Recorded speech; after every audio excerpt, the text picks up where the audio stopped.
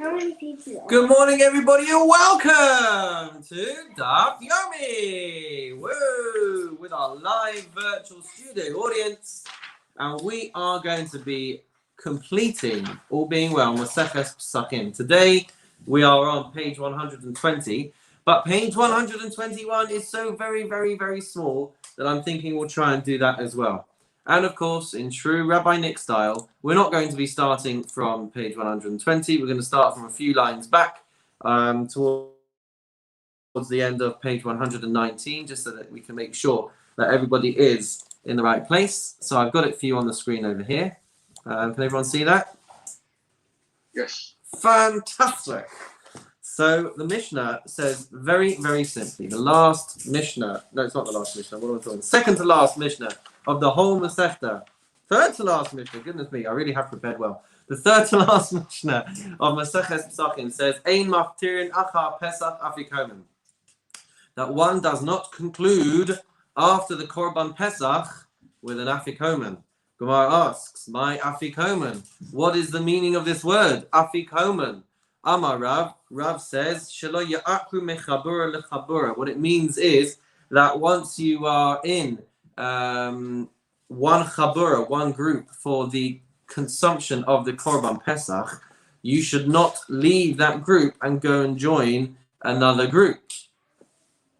So that is Rav's interpretation of what it means that you should not conclude after the Korban Pesach with afikomen, with moving over to a different place, deriving it from the phrase afiku mani, to take out the vessels. So that's Rav's opinion. Shmuel Omar, Shmuel says, Kagon urdilai li ugzlaya la'aba.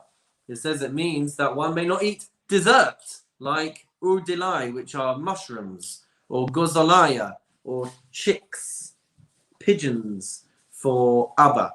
So that's what it means. It means that you should not eat any delicacies. You shouldn't eat anything else after you have finished the Korban Pesach.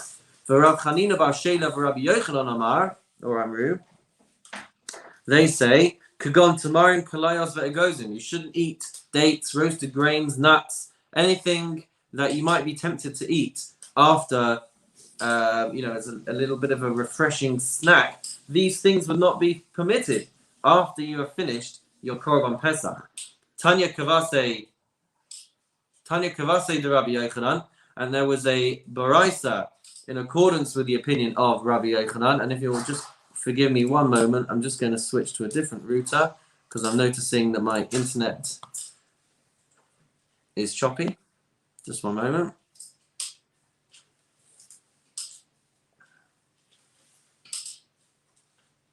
Okay, can everyone still hear me and see me?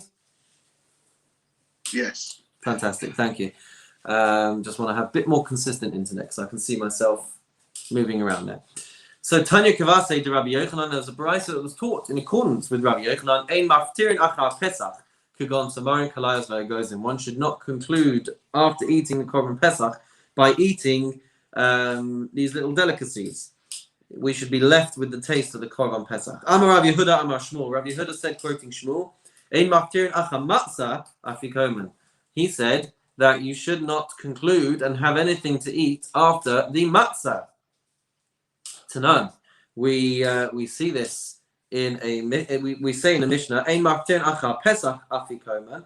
We said just now in our Mishnah that you should not conclude after the Pesach with afikomen. Achar Pesach hudala, aval achar matzah maftirin. So we could deduce from here that that you can't have anything to eat after the Korban Pesach, but after the matzah, maybe you could have something to eat. So that would appear to contradict Shmuel's statement of that you can't have anything after the matzah. So the Gemara answers, Lo mibai ka'amar. That is not the case. The Mishnah is trying to teach us in the style of lo mibai, in the style of not only this but also this. So we should learn the Mishnah as follows: Lo mibai achar matzah de lo nafish shamayim. We wouldn't need to be explicit about not eating after matzah because the taste of the matzah is, as it says there, very slight. Aval achar Pesach denafish tamei. But after Korban Pesach, where you've got a good taste, good strong taste in your mouth, v'lo matzi abure, then which is not easy to lose even after eating other things. Leislan ba, I might think that there's no problem with this. So Kamash Malan, the Mishnah was coming to teach us that after the Korban Pesach, you can't eat anything, but we wouldn't need to be told. We would understand this intuitively from about matzah. So the Gemara says, "Name a Messiah." Let's say that this Baraisa is a support for this ruling as well. Hasuf ganin v'haduf shanin v'haistirkin v'haiskritin. So when it comes to sponge cakes and cakes fried in oil and honey cakes, adam mamale krisomehen, you can fill up your stomach on them. But as long as the last thing that you eat is a kazayis of matzah, says the Mishnah, ba'achrona in. So we can infer from here that that if you eat the matzah last, then that is fine. Barishon Allah. But if you eat the matzah first, then this is not going to be okay, because we can't eat the other things after. And the Gemara says, Lo mibai ka'amar. Again, it's coming to teach us with this needless to say type of style. Lo mibai b'rishona de ka'achil te'amon.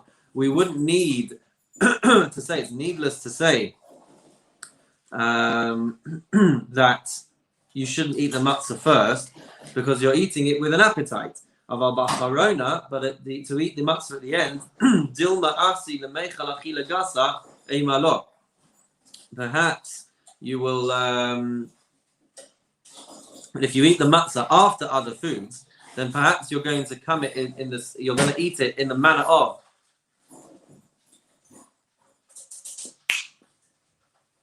achila gasa, in the manner of excessive eating. And so you might think that you're not actually fulfilling the obligation of eating the matzah after all of that. So Kamash Malan, this comes to teach us that one may eat matzah even after consuming those foods. And now, so we've seen with Shmuel that Shmuel has tried to say that you can not eat anything after the matzah. And the Gemara has challenged that from our Mishnah, and then has tried to support Shmuel from this Baraisa, but the proofs were refuted. And now we have Mar Zutra, who is going to teach it in a different way. Mar Zutra Matni Hachi. He taught this discussion in the following way. Amar Rav Yosef, Amar Rav Yehuda, Amar Shmuel. So Rav Yosef, quoting Rav Yehuda, quoting Shmuel. So we're quoting Shmuel again, but listen carefully to what Shmuel says this time. Maftirin acha hamatzah afikomen. We can conclude and eat something after the matzah. Right? So that's the other way around. So the Gemara says, Name a Messiah. Let's say that this Baraisa, that this Mishnah that we previously brought as a proof, let's say it now as a support for Shmuel. Ein maftirin achar Pesach afikomen. You can't eat anything after the Korban Pesach. Achar Pesach delo. After the Korban Pesach, you can't eat anything. Aval achar matzah maftirin. But you could eat something after the matzah. So that would seem to be a support for Shmuel. So the Gemara says, Lo mibai ka'amar. No, because our Mishnah was coming to teach us in a needless to say style. Lo mibai achar matzah d'lo nafish taimeh. We wouldn't need, it's needless to say that you can't eat after the matzah because the taste is very slight. And so it's going to, anything that you eat afterwards is going to clear away the taste of the matzah, and we're supposed to be left with the taste of the matzah in our mouths. Aval achar Pesach, but with regards to the Korban Pesach, maybe you would say that this doesn't apply. Ein malo. Maybe the prohibition doesn't apply. Kamash Malan, the Mishnah needed to teach us explicitly that you can't eat after the Korban Pesach, but we would know, needless to say, Lo mibai does not need to tell us explicitly about matzah, because we know that we need to be left with the taste of matzah in our mouths, and we know that eating anything is going to then wash away the taste of matzah from our mouths. But now the Gemara says Mesaveh, it's bringing an objection to this position. Hasuf ganin v'haduf shanin v'hiskaritin. When it comes to these sponge cakes and these cakes fried in oil and these honey cakes, a person adam mamale crease on a hand. Person can fill their stomach with them. That can be the bulk of a meal if they wanted it to be. Uvilvad sheyochal achilas kazayis matzah b'achorona. As long as you eat a kazayis of matzah at the end. So this would be a direct contradiction to what Shmuel was saying in this second attempt, because he was saying you can't eat anything after the matzah, but acharona in, but rishona lo. So what that is coming to teach us is that after the matzah, if he eats the matzah after these things, then it's allowed. But if he eats the matzah before these other things, then that's not supposed to be allowed, because you're supposed to be left with the taste of matzah in your mouth. So the Gemara answers, Lo mibai ka'amar. This refutation is also in the style of needless to say. Lo mibai b'rishona. We shouldn't need to say that you can eat the matzah first, the ka'achil te'avan, because he eats it with an appetite. He's supposed to eat it after everything else. But to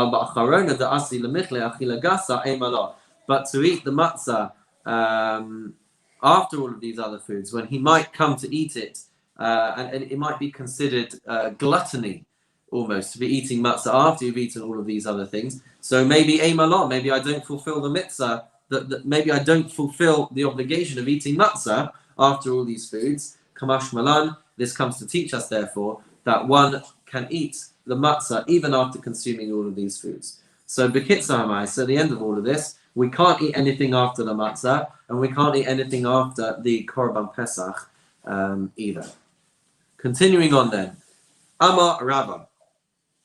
Rabba says, Matzah bizman hazeh d'oraisa, umaror d'rabanan. Rabba says that the mitzvah of eating matzah is still applicable as a Torah commandment, but maror, now that we don't have the Beis HaMikdash, is only a rabbinic obligation. Umay shana maror, what's the difference between maror and matzah, that you would say that matzah is still required and obligated to us at a biblical level, but maror is now just a rabbinic enactment that we continue doing it even though we don't have a Beis HaMikdash? Because the verse says, Dichsiv al matzos umarorim, that the verse says, al matzos umarorim yochluhu, that you should eat matzah and maror. But the Gemara learns, Bizman de'ikar Pesach yesh maror. At a time when you have an obligation to eat a Korban Pesach, i.e. at the time of the Beis HaMikdash, then you also have a biblical mitzvah of eating maror. Ubizman de'leikar Pesach leikar maror. But at a time where you don't have an obligation to eat the Korban Pesach, you don't have an obligation to eat maror either at a biblical level. So the Gemara says then, matzah nami, then let's apply that reasoning to matzah as well. To which the Gemara says, matzah nami hakasiv al matzos umarorim. The verse said, matzah and maror you should eat. So why don't we apply the same logic to the requirement to eat matzah? So the Gemara says, matzah mehada hada beikra, but erev tochli matzos. Matzah is mentioned somewhere else. It's repeated. The obligation to eat matzah appears somewhere else in the Torah. It says, ba'erev tochlu matzah. In the eve, you should eat matzot. So there we have a separate obligation to eat matzah, which is unrelated to the mitzvah of eating the Korban Pesach. But Rav Acha bar Yaakov Amar, however, Rav Acha bar Yaakov argues on Rava and says, Echad zeh ve'echad zeh d'Rabbanan. Both the mitzvah of matzah and the mitzvah of maror are only applicable by rabbinic law, and they would only be biblically imposed if we had a Korban Pesach. So now we have to challenge this position with all of these verses that we've been talking about. So the Gemara says, Ela haksiv ba'erev tochli matzah. But hang on a minute, Rav Acha bar Yaakov. We've just told you there's a separate obligation in the Torah. Ba'erev tochli matzah. In the evening you shall eat matzah. What are you going to do with that verse? What do you think that was coming to teach you? So he would say, Hahi mibayle letame v'shahaya ba'derech rechoka. I need that verse to teach me that if somebody was impure and it was the time of the Beis HaMikdash and they couldn't get to Yerushalayim to be able to bring their Korban Pesach, right? So Korban Pesach is still in play, but he can't get there because he's impure, or because he's too far away. He can't make it to Yerushalayim in time to bring the Korban Pesach. I might think, Kevan de Pesach lo achli matzah umaror nami lo necha. Maybe because I can't eat my Korban Pesach, I also don't have to eat my matzah or my maror. So Kamash Malan, Rav Acha Bar Yaakov is saying that verse is coming to teach us that even if you can't get there, even if you can't bring your Korban Pesach, you would still have to eat matzah and maror. Okay, Rava, what are you going to do with that? Why don't you agree with Rav Acha Bar Yaakov? Why do you think that matzah and maror is still going to be applicable even after the time of the Beis Hamikdash? What about this What about this verse applying for someone who is tamei or someone who's too far away? So for Rabbi, what would he say? Amalak, he would say to you, tamei v'shahaya baderech rechoka lo tzarich kra. You don't need a verse to teach you explicitly about someone who's impure and someone who's too far away. Delo gari me'arol b'neicha. This would be no worse than someone who is uncircumcised or someone who is not Jewish. They don't have to bring a korban pesach, but they would still need to eat matzah. The Tanya, as we see in the Brisa, called Arel lo yochal bo. Anybody who is uncircumcised, anybody who is not Jewish, cannot eat the korban pesach. Bo'ay not achel. The pasuk is only coming to teach us that the korban pesach can't be eaten. Aval ochel b'matzah mara. But the uncircumcised person or the non-Jewish person could still eat matzah and should still eat matzah and maror. So that's why Rava disagrees. Okay, well, hang on a minute then. Rav Acha bar Ada v'idach. What about you, sir? Right? Why don't you also say this point that an impure person and someone who is too far away can be understood from this verse? Well, he says ksiv b'hai or ksiv b'hai. He says, let's just scroll now. He says that the halacha of eating matzah and maror, despite not being able to eat the korban pesach, was written with regards to an uncircumcised person, and uksiv b'hai, and it was written with regards to someone who is tamei and too far away. He says you need two verses for the sake of these two different people, utsrichi, and you need two verses to be able to apply the halacha to these two different categories of people. So that is why he doesn't agree with Rava's position. Tanya Kavase de Rava, however, we have a baraisa that's in support of Rava. Sheishes yamim tocham matzos uvayom hashvi atzeres lashem elokecha. It says that for 6 days you should eat matzot, and on the 7th day, atzeres lashem elokecha. It shall be a solemn assembly to the Lord your God. So we learn out from this verse, Mashivi Rashus, just like on the 7th day, it is optional to eat matzah. There's no obligation to eat matzah. Av Sheishes Yamim Rashus. So too for the 6 days prior to that, it's only optional. The only time that it is obligatory is on Seder night itself. So the Gemara says, my time. But what is the reason for this? Have davar shahaya bichlal. Okay, this is one of Rabbi Shmuel's 13 midot that we say at the beginning of davening in the morning. Right? We say b'shloshes midos haTorah nidreshes b'hem. We've got 13 methods that we use to learn and extrapolate and make conclusions from the verses in the Torah. Right? And this is one of them. This is one of the longest ones. So he says that the reason why it's optional to eat matzah on the first 6 days as well as the 7th is because of this following rule. The 7th day of Pesach is something that is included in a generalization, right? It's included in the general concept of matzah being optional to eat. But the verse has explicitly singled it out to teach something. What's it singled it out to teach? Well, let's have a look in a second.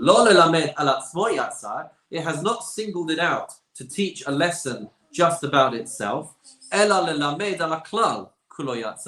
rather, it's explicitly singled out the 7th day in order to teach something about the rest of the generalization. Meaning that we've got a mitzvah of eating matzot for 7 days, but then it's been excluded by this other verse. 6 days, you should eat matzot.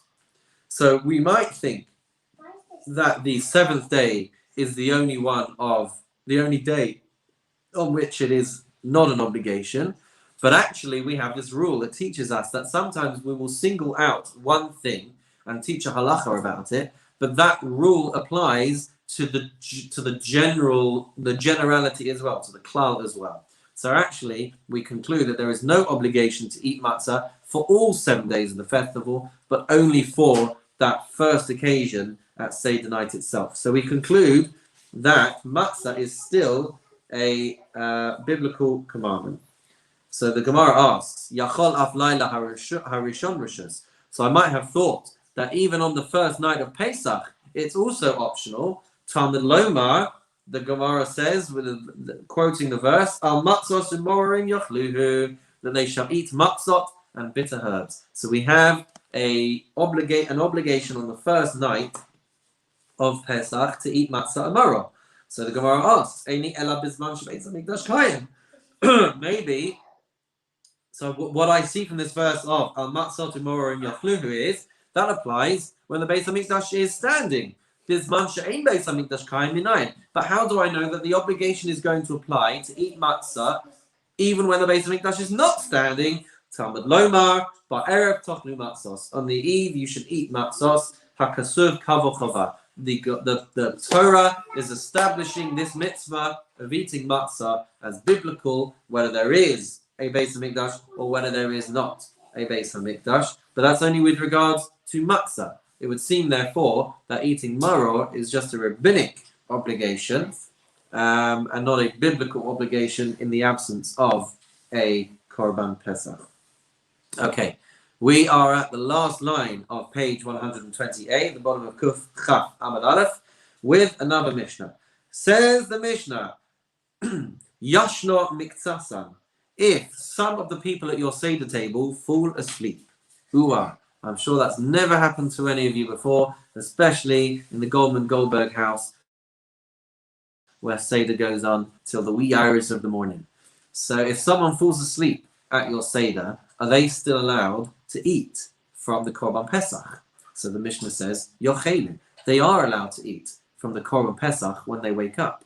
However, Kulan, if everybody was to fall asleep, including David Goldberg, then what would be the case? Lo yochelu. When they wake up, they now would not be able to carry on eating the Korban Pesach. Turning over the page to 120b, Rabbi Yosi Omer, Rabbi Yosi says, it depends what kind of sleep you fall into. Nisnam nemu, if you fall into a light sleep, if you just doze off for a moment, then yochelu. Then you're allowed to eat it still. Nirdamu, but if you properly start belting out the snoring and you fall into a deep sleep, lo yochelu, then you're not allowed to eat your Korban Pesach when you wake up.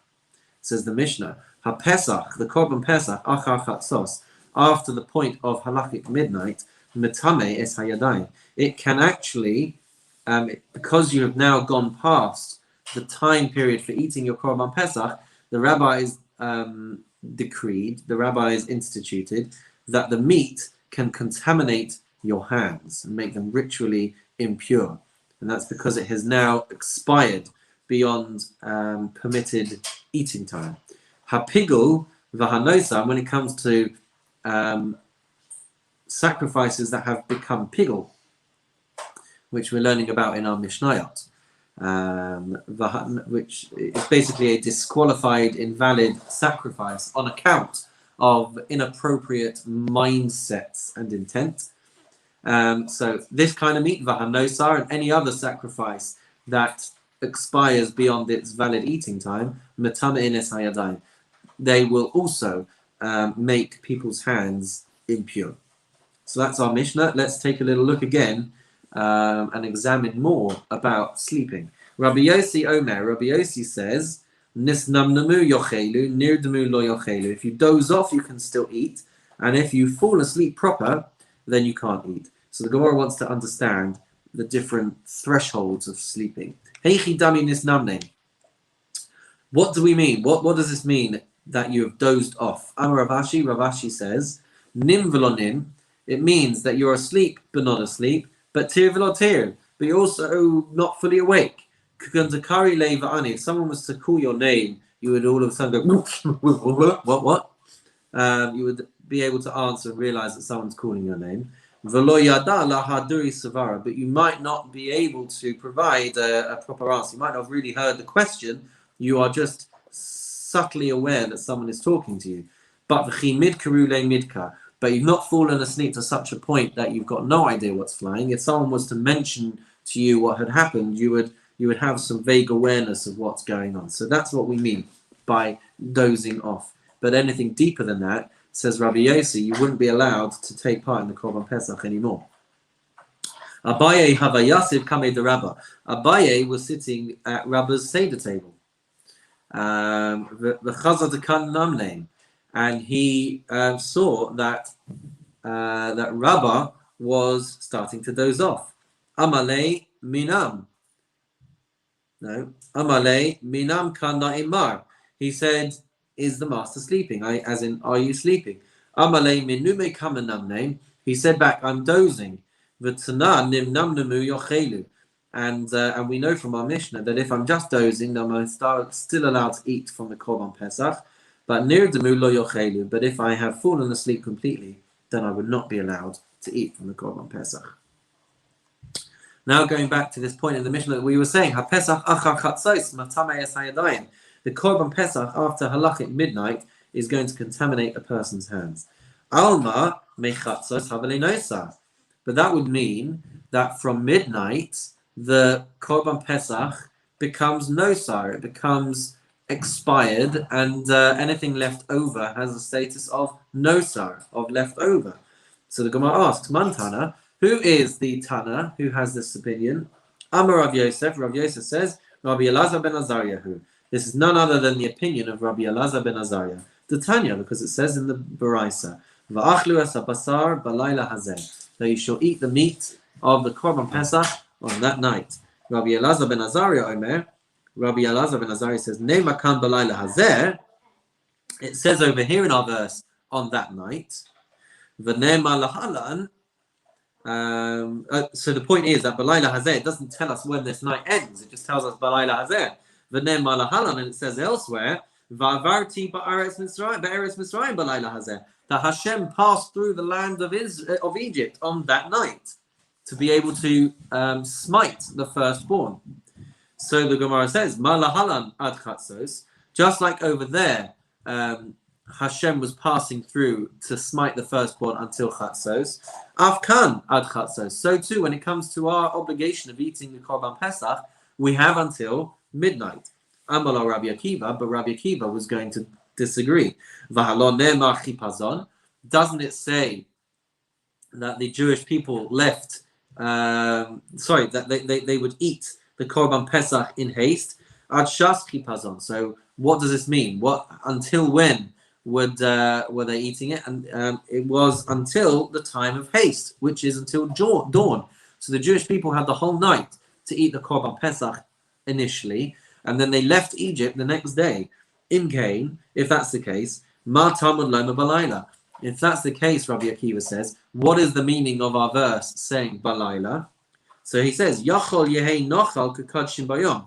I might think to say that I could be eating the Korban Pesach during the day, like we do with other sacrifices. Tamud Loma Balayla. But that's why the verse, according to Rabbi Akiva, says they have to eat it at night. Balayla hu ne'echal. At night you can eat it, but literally right up until the crack of dawn. Ve'eno ne'echol bayam. And you can't eat the Korban Pesach until into the daytime. So that is why Rabbi Akiva would say you've got the whole night. But hang on a second then, Rabbi Akiva. Rabbi Akiva, hi hazeh, my avid lay. The verse didn't just say balayla. The verse said balayla hazeh. So what are you going to do with this hazeh? What's it coming to teach you? So he says, it's coming to exclude the possibility of eating it on another night. Why would he think that? Because you might think, since a Korban Pesach is under the category of Kodshim Kalim, of light sacrifices, lower level sacrifices, compared to other higher level sacrifices, so there are rules as to how much time you have to eat different types of sacrifices. So the Korban Pesach falls into the category of Kochim Kalim. And you know what else falls into the category of Kochim Kalim? Shlamim Kochim Kalim. A Shlamim offering, a peace offering, also comes under the category. Also comes under the category of Kochim Kalim. Mashlamim ne'echalim lishnei yamim v'layla echad. Well, a korban shlamim, the legal time that you have to eat the korban shlamim is 2 days and 1 night. Af Pesach okim laylos become yamim. So maybe with regards to a korban Pesach, I'll switch it around and I should say the following. I'll change the nights for the days, and that would mean maybe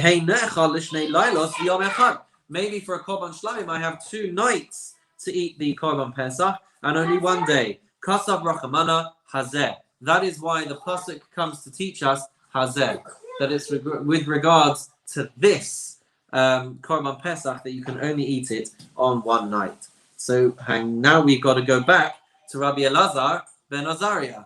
Can you please go and ask Miri to go to the door, or ask Mummy to go to the door, please? Rabbi Elazar ben Azariah. What about Rabbi Elazar ben Azariah?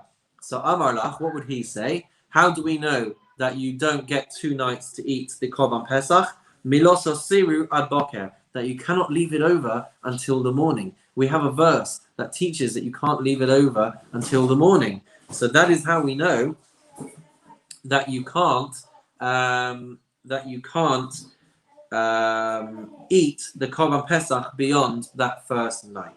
Rabbi Akiva. So what about Rabbi Akiva now? What's he going to do with this verse that teaches us Velos asiru mimenu ad boker? Amalach, he would say to you. Well, sorry guys, just 1 second.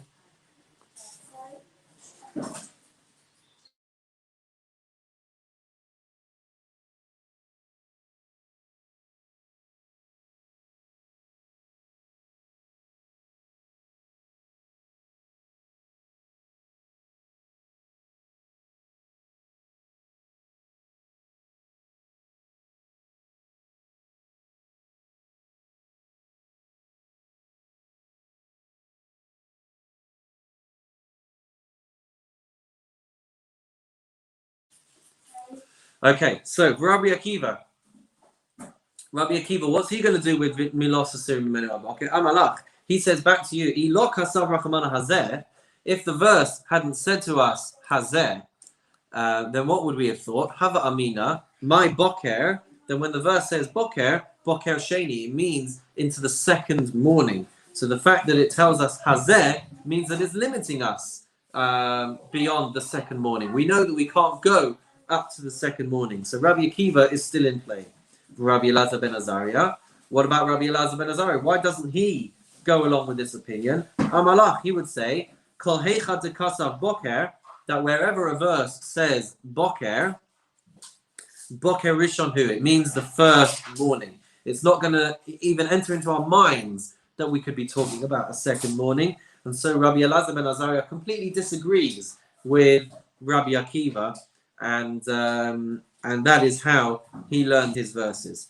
Amar Rava. Rava says, Achal matzah bizman hazeh achar chatzos. If a person was to eat matzah after halachic midnight, Rabbi Elazar ben Azariah, according to Rabbi Elazar ben Azariah, lo yatsa yedei chamaso, he has not fulfilled his obligation.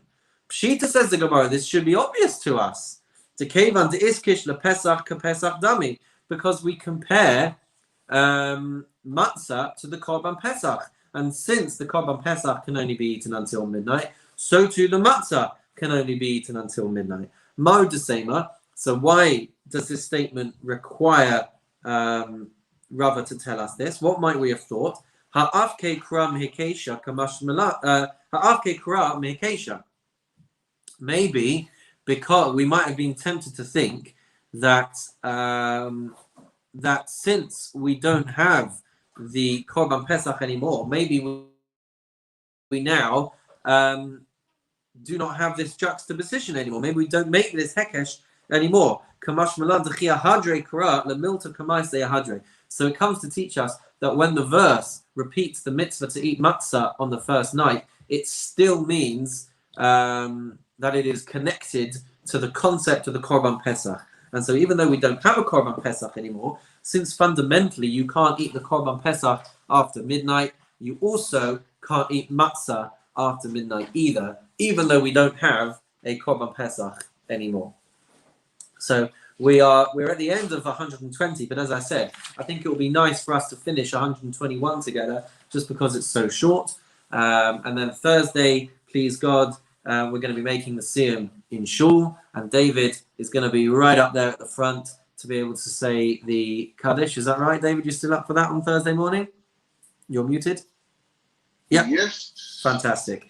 So, says the Gemara, quoting the end of our Mishnah, Hapigel v'hanosar metames haydaim. When it comes to pigel, which we said is a sacrifice that has been disqualified because of inappropriate mindsets, and nosar, which are other sacrifices that have expired beyond their valid eating times, metames haydaim. They are going to contaminate a person's hands.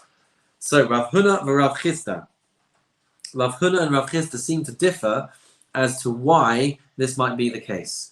Chadamar mishum chashdei kahuna. One says that this was decreed, this was enacted because of concern of our suspicions about Kohanim.